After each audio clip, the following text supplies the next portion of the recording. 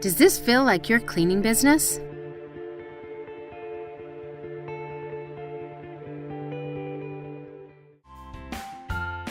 Try a better solution with Cleantelligent software.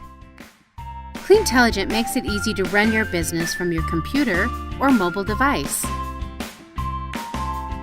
Use Cleantelligent software and watch your worries disappear. You can perform inspections anywhere, anytime. Work orders can be submitted instantly online without a paper trail. Improve your productivity with customizable job scheduling. And much more.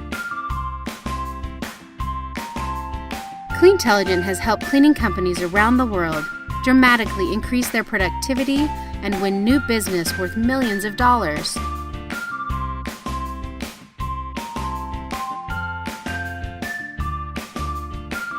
Request a free demo today at cleantelligent.com/demo.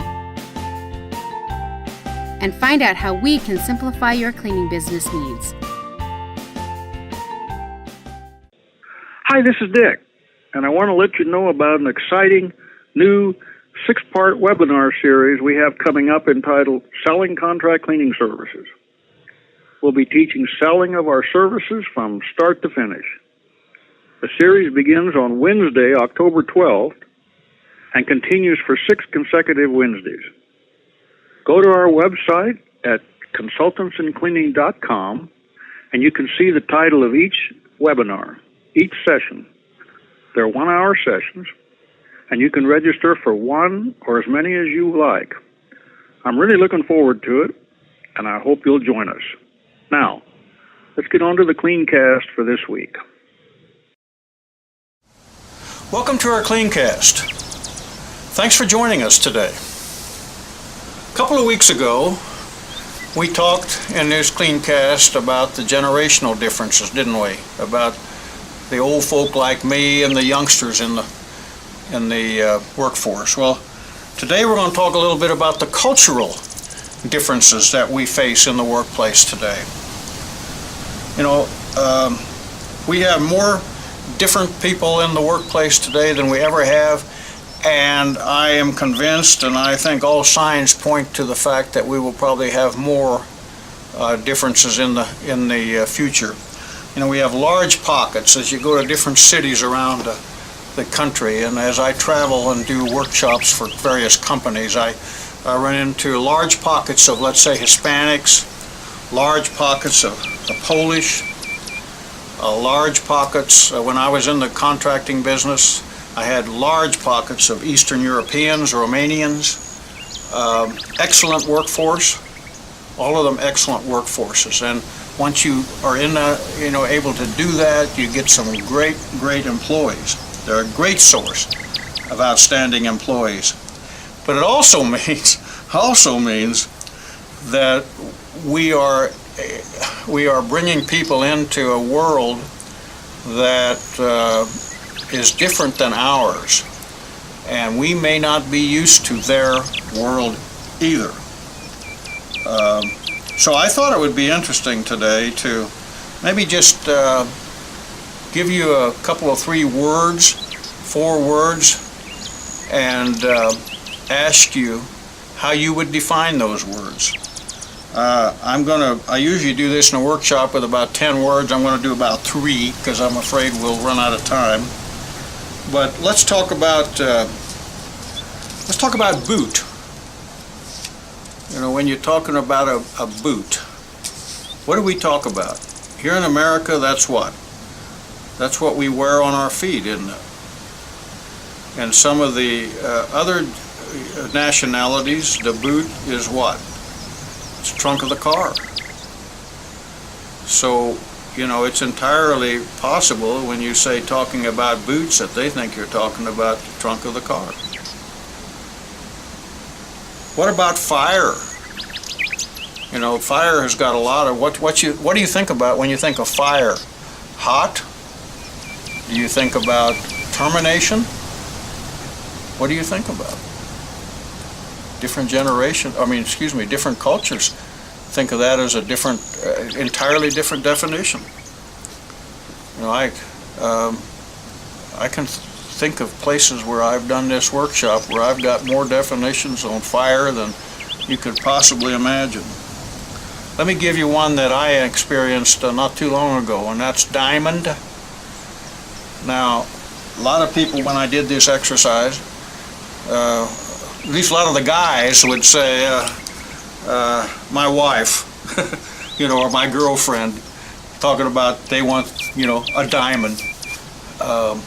And that's certainly a nice one, a nice thought. I mean, it's certainly applicable.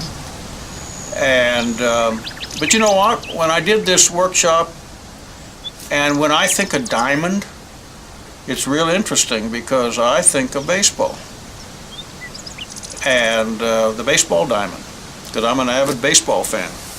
And I remember doing this with a group of non-English speaking people in a city, that I was doing a large workshop there for most of the supervisors and some of the upcoming supervisors. And I used this exercise, like I said, with a lot more words, but I used the word diamond. And of course it came around to, the ring and all that. But, I said, well, has anybody here thought of baseball?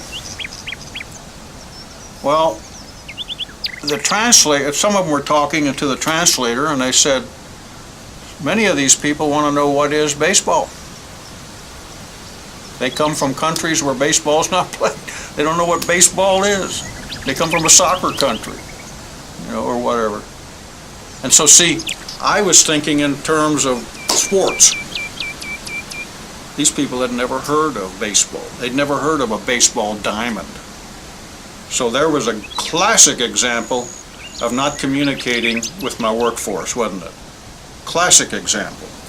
There are, there's another one, train. When we talk about train, what do we think about? Are we talking about training people on the job? Or are we talking about a choo-choo, a locomotive? You see, a lot of European countries, that's how they still travel. And if you're in a European country watching this, you know that.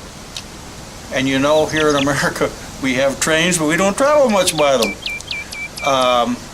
So if you're going to talk about a train, and I'm going to train you, and you're talking to someone who comes from a country that travels all by train, they're going to say, what do you mean he's going to locomotive me?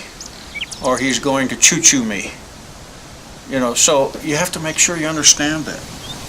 So unless everybody has a clear understanding of each of the languages that you're talking about and talking with and employing, you can have some real problems. You have to make sure you have a very, very clear training program that everybody understands. You need to make sure that if there are any words, and there may be some words you think, how can anybody change that? How can anybody think that's different? But they might. So you need to be very clear in all of your definitions of what they mean in each of the cultures. Let me give you another example. Some cultures, here in the United States, it's a pretty well-known fact that if you're going for a job interview and you're sitting across the, you're my prospective employer, and you're asking me questions, and I'm looking around, or maybe looking down, or looking over here, looking over there. It's kind of expected or anticipated that you think that I have something to hide. I won't look you right in the eye. I won't look you right on the face. And that's kind of the way the United States culture is. Some cultures in other countries say if you are applying for a job, you never want to look that person in the eye because they are the person of authority, and you don't talk to a person. You don't look straight at a person in authority.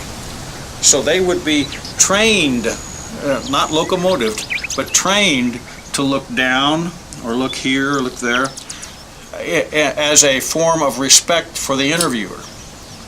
And unless you know things like that, that's just one, but unless you know things like that, you could very well be turning away some excellent prospective employees because you have a different impression of certain phrases or different nationalities, different cultures that where they come from. So keep that in mind. It's a great opportunity for you to strengthen your workforce, but it has to be so that you can communicate it effectively to that workforce. Thanks for watching us. See you next time.